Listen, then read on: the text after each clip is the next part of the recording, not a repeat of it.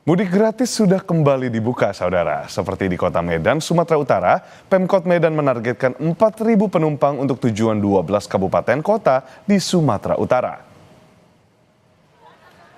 Pemerintah Kota Medan melalui Dinas Perhubungan Kota Medan membuka pendaftaran program mudik gratis mulai Senin 2 Maret 2026. Antusiasme masyarakat yang ingin ikut program mudik gratis juga cukup tinggi.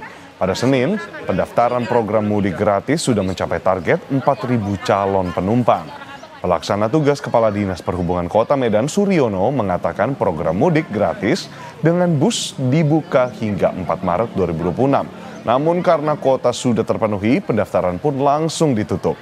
Calon penumpang akan berangkat pada 16 hingga 17 Maret melalui Terminal Amplas Medan. Tanggal 2 Maret 2026 kita membuka pendaftaran mudik gratis.